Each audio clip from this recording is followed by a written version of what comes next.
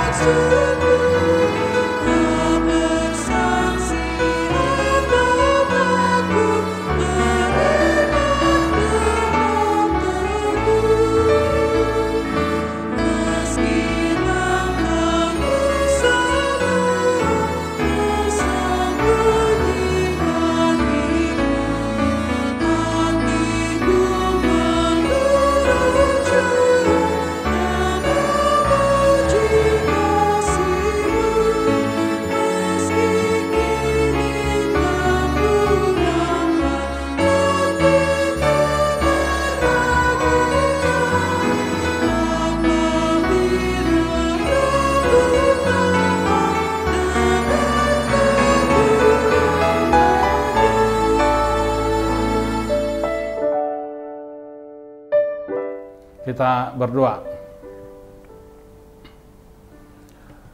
Anugerah daripada Tuhan kita Yesus Kristus dan kasih penyertaan daripada Allah Bapa dan persekutuan daripada Roh Kudus, kiranya itulah yang menyertai kita semuanya hari ini dan sampai selama-lamanya. Amin.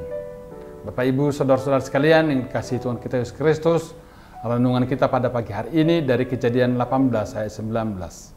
Sebab aku telah memilih dia supaya diperintahkannya kepada anak-anaknya dan kepada keturunannya supaya tetap hidup menurut jalan yang ditunjukkan Tuhan dengan melakukan kebenaran dan keadilan, dan supaya Tuhan memenuhi kepada Abraham apa yang dijanjikannya kepadanya. Sada Musa sapula lo sapulsia hutada do ibana saina tona anna Musa aka anak-anak dohopino parna di pudina asa dingok nasida dalam ni Jehovah mangulang hati goran dohot uhum asa dipatolhas Jehovah tu si Abraham na pinar baga-bagana tu ibana. Saudara-saudari yang dikasihi Tuhan kita Yesus Kristus, hidup di dalam jalan Tuhan. Sebagaimana jelas bagi kita bahwa ayat renungan hari ini adalah bagian dari pasal 18 kitab Kejadian yang menceritakan tentang tindakan Allah yang memproses iman Abraham untuk setia pada janji Allah. Bahwa kisah tentang Allah yang akan memusnahkan seluruh penduduk Sodom dan Gomora yang sudah hidup sedemikian jahat di hadapan Tuhan dan layak menerima murkanya. Dan secara mengejutkan Allah kemudian membuka pintu untuk bernegosiasi dengan Abraham mengenai nasib orang Sodom dan Gomora. Padahal sesungguhnya Allah tidak memiliki kapasitas. Padahal saya ulangi, Abraham tidak memiliki kapasitas untuk mewakili semua penduduk Sodom dan Gomora atas negosiasi itu.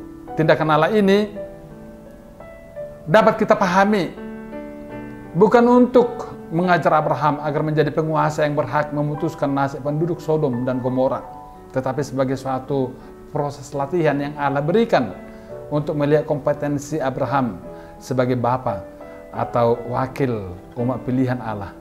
Pada titik ini, saudara-saudara sekalian, Abraham mulai memahami bahwa sesudah menjadi tugasnya untuk mewakili umat Tuhan dan di hadapan Tuhan untuk memohon pengampunan kepada Allah.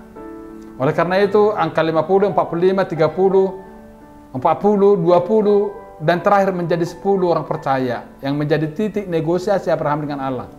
Sesungguhnya ini tidak menjadi inti perhatian bagi kita, tetapi fokus utama perhatian kita pada renungan ini adalah tentang kesungguhan hati Abraham untuk mendoakan penduduk Sodom dan Gomora sebagai bukti ketaatan dan kepercayaannya terhadap janji Allah.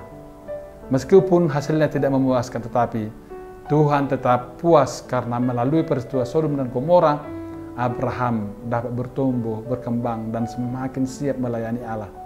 Abraham tahu bahwa Allah akan menghukum orang-orang Sodom, dan pergumulan Abraham ialah Tuhan akan menghukum orang-orang benar bersama dengan orang fasik. Lalu pergumulan ini Abraham kemudian tawar-menawar kepada Tuhan dengan beberapa kali menodorkan sejumlah orang benar. Jawaban Tuhan tetap sama, dan alasan bagi Tuhan, dia tetap menghukum penduduk Sodom dan Gomora. Di tengah bingkai kisah peristiwa inilah selanjutnya ayat renungan ini menekankan, sebab aku telah memilih dia supaya diperintahkannya kepada anak-anaknya dan kepada keturunannya, supaya tetap hidup menurut jalan yang ditunjukkan Tuhan dengan melakukan kebenaran dan keadilan, dan supaya Tuhan memenuhi kepada Abraham apa yang dijanjikannya kepadanya. Atas peristiwa Sodom dan Gomora, dengan sengaja Allah memutuskan untuk memberitahukan kepada Abraham tentang rencananya yang menghancurkan kota itu. Alasan Allah memberitahukan adalah karena ia telah memilih Abraham untuk menjadi berkat bagi segala bangsa. Ayat 19. Allah ingin Abraham dilatih menjadi seperti panggilannya, yaitu menjadi bapak bagi semua bangsa. Inilah tujuan Allah yang jelas, yakni melatih Abraham untuk memfungsikan dirinya sebagai pendoa bagi bangsa-bangsa.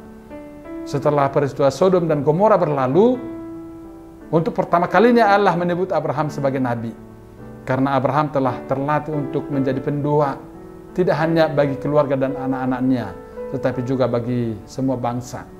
Nah, dari peran Abraham sesuai kisah ini, saudara-saudara sekalian, maka kepada kita diberi nasihat bahwa seperti Allah tahu bahwa Abraham akan mengajar anak-anaknya untuk mengikuti jalannya, ada pengajaran, dan pengajaran itu bahkan berlaku setelah kematian.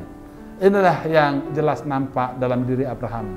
Ada tanggung jawab para ayah, terutama tanggung jawab kepada keluarga yang ditetapkan Allah sebagai kepala rumah tangga, yang kepadanya Allah memberikan kehidupan, anak-anak dan hamba-hamba agar mereka tekun dalam mengajar mereka. Karena ketika seorang ayah memiliki anak, tanggung jawabnya bukan hanya memberi mereka makan dan pakaian, memberi uang, tetapi tanggung jawabnya adalah membimbing mereka sehingga kehidupan mereka akan teratur dengan baik, dan ia akan mendedikasikan perhatian penuhnya untuk itu. Allah menghargai kesalehan hambanya Abraham yang ditunjukkan dalam upaya yang akan dilakukannya untuk melayani dan menghormatinya, serta membimbing keluarganya dan mereka yang dipercayakan kepadanya. Marilah mengingat ini. Tidak akan ada fondasi untuk membangun keluarga kecuali Allah yang berkuasa dan orang-orang menaati firman-Nya. Ini penting diingat. Yang kedua, Bapak Ibu saudara-saudara sekalian, hidup di dalam jalan Tuhan. Abraham sebagai bapak segala orang percaya, bapak orang beriman, tidak hanya ketaatannya mempersembahkan Ishak sebagai persembahan bagi Tuhan, tetapi kesungguhan hidupnya untuk bergantung pada janji Tuhan. Abraham dipilih Allah agar keturunannya hidup menurut jalan Tuhan. Abraham dipilih untuk menjadi berkat bagi seluruh bumi, dan panggilannya dimulai dengan cara paling sederhana, yakni supaya diperintahkan kepada anak-anaknya dan kepada keturunannya supaya tetap hidup menurut jalan yang ditunjukkan Tuhan dengan melakukan kebenaran dan keadilan. Ayat 19. Agar menjadi keluarga yang diberkati Allah, maka Abraham wajib mendidik anak-anaknya dan keturunannya hidup benar di hadapan Tuhan. Anak-anak dan keturunan Abraham sendiri yang pertama-tama menjadi teladan dalam melakukan firman Allah dalam hidup mereka, dengan selalu setia beribadah dan taat mengerjakan perintah Allah. Adalah tugas kita juga seluruhnya orang tua menjalankan tanggung jawab dan yang sama ini seperti Abraham dalam mendidik anak-anak dan keturunannya hidup dalam jalan Tuhan. Hal ini bukan terjadi secara otomatis saudara-saudara sekalian, tetapi karena Allah menghendaki kita memberi teladan dari kesalehan orang tua. Dalam Injil Matius 18 ayat 6-7 dikatakan, Tetapi barang siapa menyesatkan salah satu dari anak-anak kecil ini yang percaya kepadaku, lebih baik baginya jika sebuah batu kilangan diikatkan pada lehernya lalu ia ditenggelamkan ke dalam laut. Celakalah dunia dengan segala penesatannya. Memang penesatan harus ada, tetapi celakalah orang yang mengadakannya. Perkataan Yesus ini sangat keras. Tuhan Yesus Kristus mengingatkan agar anak-anak kita jangan hidup dalam kesesatan, sebab mereka tidak dikehendaki oleh Tuhan berada dalam murkanya yang menyala-nyala. Tetapi Tuhan mengasihi mereka. Yang terakhir, saudara-saudara sekalian, tugas kita sekarang ialah mewakili umat manusia, setidaknya keluarga kita sendiri, dalam doa kita, bahwa kesetiaan kita mendoakan orang lain merupakan bukti bahwa kita mempercayai janji Allah. Percakapan antara Abraham dan Allah ini cukup serius karena menyangkut rasa keadilan. Abraham terang-terangan mencoba memperkecil jumlah orang benar yang diperlukan guna menyelamatkan penduduk Sodom. Disinilah perjuangan Abraham untuk mendesak Allah membatalkan hukumannya demi orang benar walaupun jumlahnya relatif sedikit. Penghukuman Sodom merupakan contoh konkret bagi generasi mendatang agar mereka hidup menenangkan Tuhan. Karena itu mari kita menjadi sarana kesaksiannya dalam memperjuangkan kebenaran. Jangan pernah merasa minder dengan jumlah yang sedikit. Laksana garam dalam sayuran, sedikit jumlahnya bisa sangat menentukan rasa. Tentu Tuhan akan menyelamatkan bangsa kita Indonesia dari hukumannya jikalau setiap orang Kristen berani memperjuangkan kebenaran Allah. Inilah panggilan kita, saudara-saudara sekalian, oleh renungan hari ini. Setelah Allah memanggil kita, Allah masih akan membentuk dan mengasah kita supaya kita semakin mendekati tujuan panggilan itu. Seperti kisah renungan hari ini, kita telah melihat Allah melatih Abraham, telah mengubah namanya menjadi Abraham, supaya hidupnya semakin mencerminkan panggilannya sebagai bapak bangsa-bangsa. Seperti itulah kita, saudara-saudara sekalian, dan dalam kesadaran bahwa Allah terus melatih kita dengan tujuannya untuk membentuk kita sesuai dengan panggilannya. Maka kita perlu belajar peka terhadap setiap bentuk pelatihan diri dari Tuhan.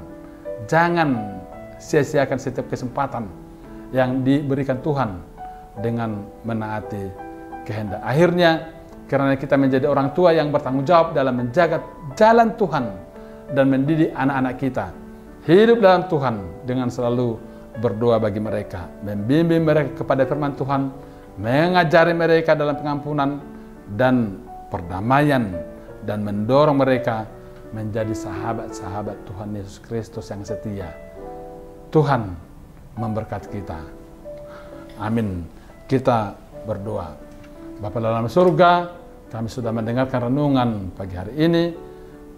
Hikmat daripada renungan pagi hari ini mengajari kami supaya kami memaknai dan setia kepada panggilan-Mu, pengutusan-Mu dalam kehidupan kami, untuk mendidik generasi kami, keluarga kami, anak-anak kami ya Tuhan, dan umat-Mu di sekeliling kami. Engkau utus kami ya Tuhan dalam memberi pesan sesuai dengan kehendak-Mu untuk kami bisa hidup dalam kekekalan dan kebahagiaan dan sukacita. Ya Tuhan, terima kasih. Kuatkan kami pada hari ini. Dan Engkau sembuhkan saudara-saudara kami yang lemah karena penyakit, karena beban pikiran, karena persoalan apapun yang mereka hadapi ya Tuhan. Supaya semuanya berkenan di hadapan-Mu. Terima kasih Bapa di surga. Dalam nama Putra-Mu, Yesus Kristus, kami berdoa. Amin. Kita bersama dalam doa Bapa kami. Bapa kami yang di surga, dikuduskanlah nama-Mu, datanglah kerajaan-Mu, jadilah kehendak-Mu di bumi seperti di surga. Berikanlah kami pada hari ini makanan kami secukupnya, dan ampunilah kami akan kesalahan kami, seperti kami juga telah mengampuni orang bersalah kepada kami. Dan janganlah bawa kami ke dalam pencobaan, tetapi lepaskanlah kami daripada yang jahat, karena Engkau yang punya kerajaan dan kuasa dan kemuliaan sampai selama-lamanya. Amin. Tuhan memberkati engkau dalam melindungi engkau. Tuhan menghadapkan wajahnya kepadamu serta memberi engkau kasih karunia. Tuhan menghadapkan wajahnya kepadamu serta memberi engkau damai sejahtera. Amin.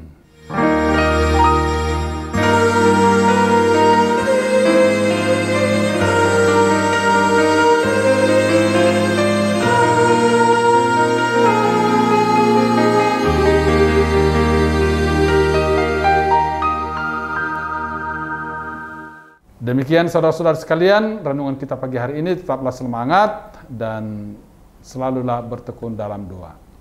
Amin.